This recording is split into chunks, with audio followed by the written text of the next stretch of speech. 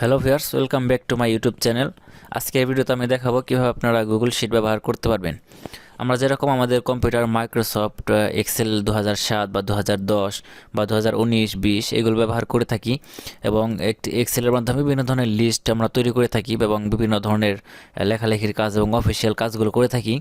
ঠিক সেইভাবে আপনারা কীভাবে গুগল শিটের মাধ্যমে সেই কাজগুলো আপনারা করতে পারবেন সেই বিষয়টি আজকের এই ভিডিওতে দেখব। আপনারা গুগল শিটের মাধ্যমে যে কোনো ধরনের কাজ করতে পারবেন, যেরকম মাইক্রোসফট ওয়ার্ডের মাধ্যমে আপনারা করে থাকেন বা মাইক্রোসফট ওয়ার্ডে করতে হয়, ঠিক সেরকমভাবে আপনারা গুগল শিটটাও ব্যবহার করতে পারবেন। সো সেটি কীভাবে করতে হয় আজকের এই ভিডিওতে আমি দেখাবো। সো আর কথা না বাড়িয়ে চলুন আমরা মূল ভিডিওতে চলে যাই। প্রথমে আমরা যে কাজটি করবো সেটা হচ্ছে একটি ব্রাউজার ওপেন করে নেব। দেখতে পাচ্ছেন আমি ক্রোম ব্রাউজারটা ওপেন করে নিয়েছি, আপনারা আশা করি ক্রোম ব্রাউজারটা ওপেন করে নেবেন। এটি হচ্ছে গুগলের ক্রোম ব্রাউজারের ভিতরে থাকে একটি অ্যাপস বা একটি সফটওয়্যার। আপনারা গুগল ক্রোম ব্রাউজারটা ওপেন করার পর এরকম একটি গুগলের ইন্টারফেস চলে আসবে। এরপর উপরের দিকে দেখতে পাচ্ছেন এই জায়গায় কর্নারের দিকে গুগল অ্যাপস নামের একটি অপশন দেওয়া আছে। এই জায়গায় গুগল ইমেজের পরে একটি অনেকগুলো ডট দেওয়া আছে, এটি হচ্ছে গুগল অ্যাপস। আমরা যদি এই অপশনটিতে ক্লিক করে দিই তাহলে আমাদের সামনে এরকম অনেকগুলো অপশন চলে আসবে। এগুলো হচ্ছে সবগুলো গুগল অ্যাপস, যেমন গুগল ম্যাপস আছে, প্লে আছে, মিট আছে, গুগল ড্রাইভ আছে, এরপর জিমেল আছে। এই সবগুলো হচ্ছে গুগল অ্যাপস। আমরা যদি একটু নিচের দিকে চলে আসি তাহলে দেখতে পারবেন এই জায়গায় গুগল শিট নামের একটা অপশন দেওয়া আছে। এটি হচ্ছে গুগল শিট। আমরা এর আগের পর্বতে দেখেছিলাম কীভাবে আপনারা এই গুগল ডক্স ব্যবহার করতে পারবেন এবং কীভাবে গুগল ডক্সের মাধ্যমে লেখালেখি করতে হয়। তো আজকের এই ভিডিওতে আমরা দেখব কীভাবে আপনারা গুগল শিটের ব্যবহার করতে পারবেন।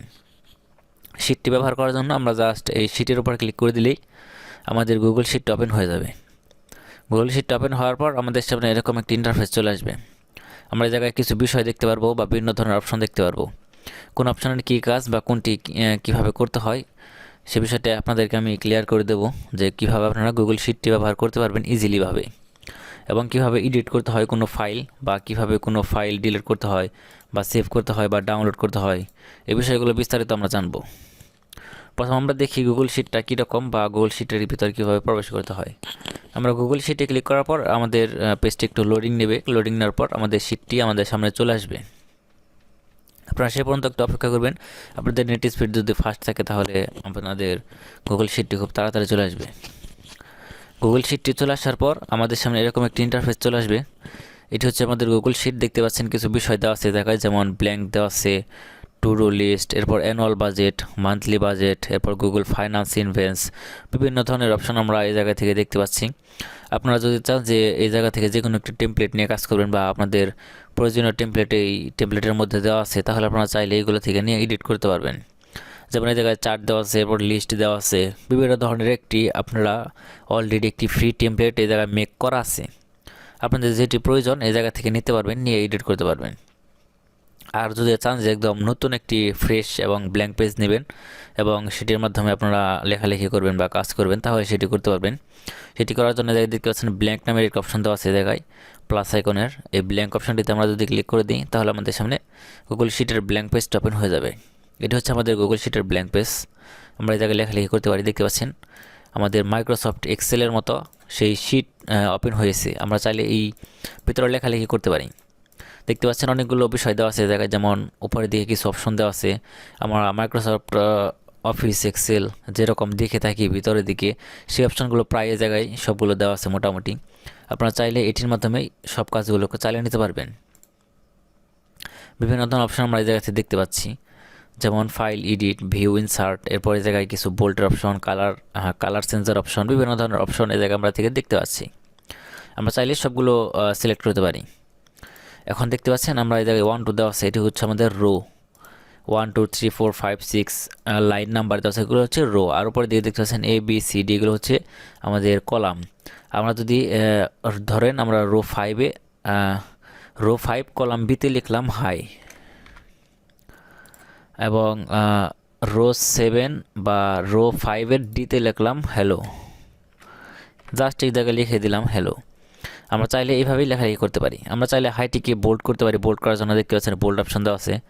বোল্ড অপশানে ক্লিক করে আমাদের হাই লেখাটি বোল্ড হয়ে যাবে, হ্যালো লেখাটিও বোল্ড হয়ে যাবে। আবার আমরা যদি চাই যে পুরো এই রোটিকে সাইজ বড় করতে, তাহলে দেখতে পাচ্ছেন 10 সাইজ দেওয়া আছে। আমরা যদি 18 করে দিই তাহলে দেখতে পাচ্ছেন আমাদের পুরো রোটির ভিতরে যে টেক্সট ছিল সেই টেক্সটগুলো বড় হয়ে গেছে। আমরা চাইলে এভাবেই সাইজ করতে পারি।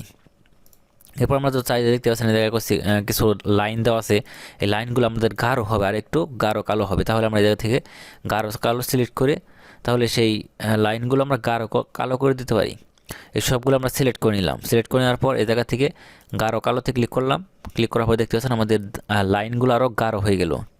এইভাবে আপনারা এই লাইনগুলোকে গাঢ় করতে পারবেন। এরপর আমরা তো চাই যে এই পুরো টেক্সটটিকে আমরা কালার চেঞ্জ করতে, তাহলে এই জায়গায় কালার চেঞ্জের অপশন দেখতে পাচ্ছেন। কালার চেঞ্জ অপশনে ক্লিক করে দিলে আমাদের পুরো টেক্সটটি কালার চেঞ্জ হয়ে যাবে। যে কোনো ধরনের কালার আপনারা এই জায়গা থেকে সিলেক্ট করতে পারবেন। আমরা চাইলে এই কালারের ব্যাকগ্রাউন্ড দেখতে পাচ্ছেন পিছনে সাদা, আমরা তো চাই যে এই পুরো রোটিকে কালার চেঞ্জ করতে, যেমন এই ধরনের পুরো রোটিকে কালার চেঞ্জ করতে, তাহলে সেটি করার জন্য পুরো রোটি সিলেক্ট করে এই পাশে দেখতে পাচ্ছেন কালার ফিল নামের একটা অপশন দেখতে পাচ্ছেন, ফিল কালার ফিলে অপশনে ক্লিক করার পর আমাদের সামনে এরকম অনেকগুলো কালার চলে আসবে। আমরা যে কালারে ক্লিক করব সেই কালারটি এই জায়গায় চেঞ্জ হয়ে যাবে। দেখতে পাচ্ছেন আমাদের পুরো রোটি আমাদের ইয়েলো কালার হয়ে গেছে। আমরা তো চাই যে এটিও যদি কালার চেঞ্জ করতে চাই এই 8 নাম্বার, তাহলে সেটিও কালার চেঞ্জ করতে পারি। আপনারা যে কোনো ধরনের কালার এই জায়গা থেকে দিয়ে দিতে পারবেন। কালার ফিলে ক্লিক করে যে কোনো ধরনের কালার আপনারা সিলেক্ট করে প্রত্যেকটি লাইন আপনারা কালার করতে পারবেন। আবার চাইলে পুরো কলামটি কালার করতে পারবেন।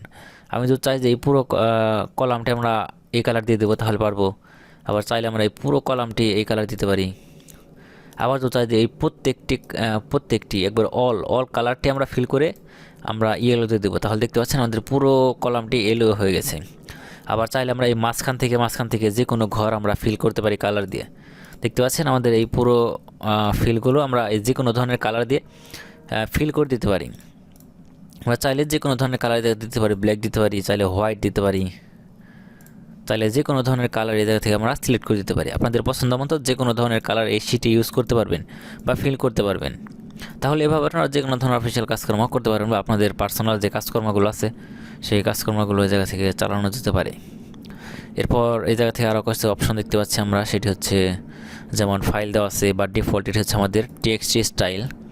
আমাদের থেকে টেক্সট স্টাইল চেঞ্জ করতে চাই বা লেখার যে স্টাইল সেই ফন্ট স্টাইলটি চেঞ্জ করলে আমরা এটা থেকে চেঞ্জ করতে পারি। এগুলো হচ্ছে ফন্টের স্টাইল বা কালার চেঞ্জের অপশন। আবার আমরা যদি অন্য কিছু করতে চাই, যেমন এই ফাইলটিকে সেভ করার জন্য উপর দিয়ে দেখতে পাচ্ছেন ফাইল দেওয়া আছে, ফাইলে ক্লিক করলে আমাদের সামনে অনেকগুলো অপশন চলে আসবে। চাইলে আমাদের ফ্রেন্ডের সাথে শেয়ার করতে পারি, চাইলে ইমেলের মাধ্যমে শেয়ার করতে পারি আমাদের এই গুগল শিটটা। এরপর চাইলে ডাউনলোড করতে পারি। ডাউনলোডে ক্লিক করলে অনেকগুলো আমরা যে ফরম্যাট আছে সেই ফরম্যাটে ডাউনলোড করতে পারি, যেমন এক্সেল আছে, এরপর পিডিএফ আছে, HTML, CSV, এগুলোর মাধ্যমে আমরা সেভ করতে পারি বা ডাউনলোড করতে পারি। এবার গুগল ড্রাইভ এটি আমরা সেভ করে নিতে পারি। এবার মুভ টু ট্র্যাশ, আমরা চাইলে এটিকে ডিলিট করে দিতে পারি, চাইলে প্রিন্ট করতে পারি। কপি আছে, পেস্ট আছে, মুভ আছে, যে কোনো ধরনের অপশন আমরা এই জায়গা থেকে পেয়ে দিতে পারি। এডিটে কিছু অপশন আছে, আনডু, কপি, পেস্ট, এবার পেস্ট স্পেশাল, ডিলেট, ফরম্যাট আছে, বিভিন্ন ধরনের ফরম্যাট, টেক্সট ফরম্যাট, থিম দেওয়া আছে, রোটেশন, ফন্ট সাইজ, বিভিন্ন ধরনের অপশন এই জায়গায় দেওয়া আছে। আমরা চাইলে এই সবগুলো ব্যবহার আমরা এই জায়গায় করতে পারি। সো ভিউয়ার্স, আশা করি সকলে বুঝতে পারছেন কীভাবে গুগল শিট ব্যবহার করতে হয়। সো আজকের ভিডিও এই পর্যন্ত। এর পরবর্তী ভিডিওতে আমরা অন্য একটি বিষয় নিয়ে আলোচনা করব। সে পর্যন্ত সবাই ভালো থাকবেন, সুস্থ থাকবেন।